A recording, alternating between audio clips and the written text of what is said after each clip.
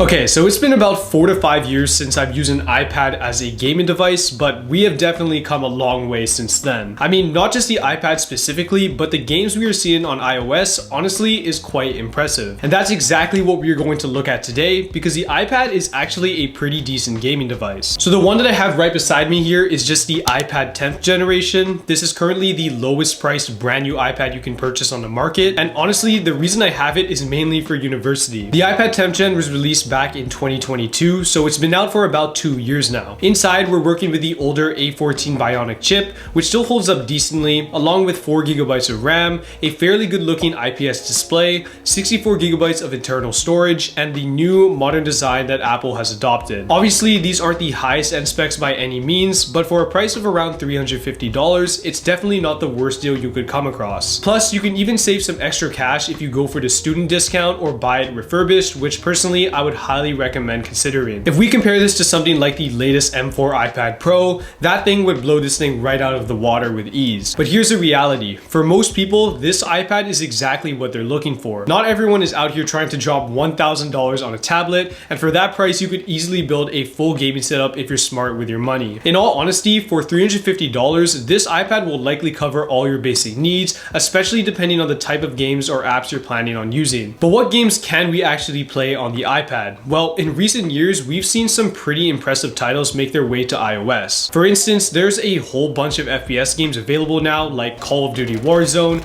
Rainbow Six Siege, and Critical Ops, which is a classic. It's essentially the mobile version of CSGO. And that's just the start of things. We're also seeing a wide variety of other games like racing games, adventure titles, sports games. Really, just think about every type of game you can think of is probably there. The App Store is absolutely booming right now in terms of the sheer number of games it offers, and it's only going to keep growing. For me personally, what stands out the most is the increase in mainstream game titles compared to a few years ago. Of course, playing these games on an iPad isn't quite the same experience as you get on a PC or console, but the fact that you can even play titles like Warzone and Siege on a tablet is pretty cool. If I had access to these games back in the day, I probably wouldn't be stuck playing Minecraft for 8 hours every weekend, though no shade to Minecraft, that game was literally my childhood. But honestly, I've got to admit, the progress is pretty impressive. We also now have Apple Arcade, which is a monthly subscription service that gives you access to a selection of different games. Some of the more popular titles on this include NBA 2K25,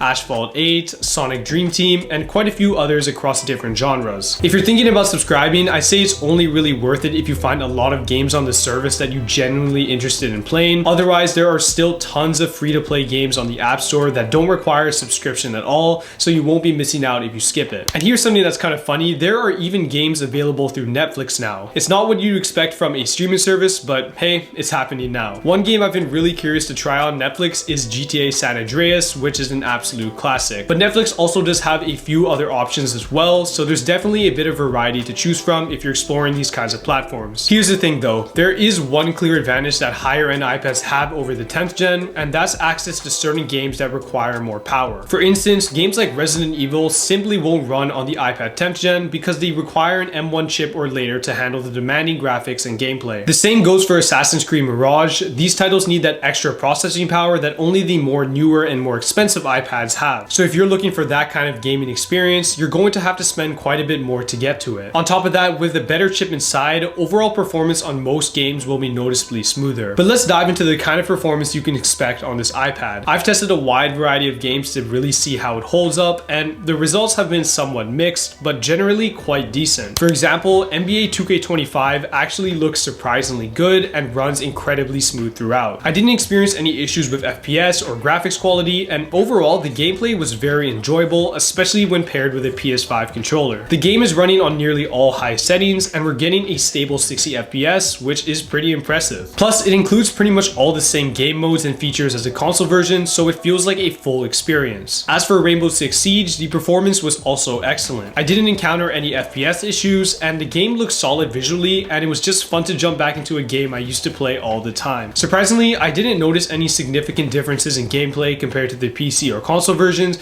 which is pretty cool to see on a mobile device. Call of Duty Warzone was a bit of a mixed bag though. The graphics quality is set fairly low by default on automatic settings, and there were occasional moments of lag. That said, the game is still very much playable, and with a few tweaks to the settings, I think you could improve the visuals. FPS wise, we're hovering around the 30 mark most of the the time, which isn't great but isn't terrible either. Moving on to Sonic Dream Team, this platformer game was visually quite impressive. This game has a lot happening on screen, but even at medium settings, the performance remained smooth and the graphics looked great. It was an enjoyable game to play with no major hiccups in terms of performance. Finally, Real Racing 3 was another fun experience. The game utilizes the iPad's gyroscope, so you can literally tilt the device to steer the car, which adds to the immersion. The graphics and FPS were solid throughout, and I didn't really notice any significant issues with performance during gameplay. Overall, for a device with mid-range specs like the 10th gen iPad, the gaming experience is quite good across a variety of genres, especially if you're willing to play around with the settings a bit to find the optimal performance. And honestly, that can be said for pretty much every game I played on the iPad. Of course, it's not going to deliver the same level of performance or graphic quality as a dedicated gaming PC, but for a mobile experience, it's surprisingly solid. For just $350, you have access to a fairly extensive game library, decent performance across the board, and even support to use a proper controller like the PS5's, which makes the experience feel a lot more immersive. We've definitely come a long way since the early days of mobile gaming. If you scroll through the App Store now, I can almost guarantee you'll find something worth playing no matter what kind of gamer you are. Plus, with the library continually expanding, there will always be new titles to explore in the future. That being said, if you're really looking to future-proof your gaming experience, I would recommend investing in an iPad with at least an M series chip. This ensures you'll have enough power needed to run more performance-demanding titles that are bound to come out in the next few years. But if you're on a budget and only plan to play less graphically intense titles,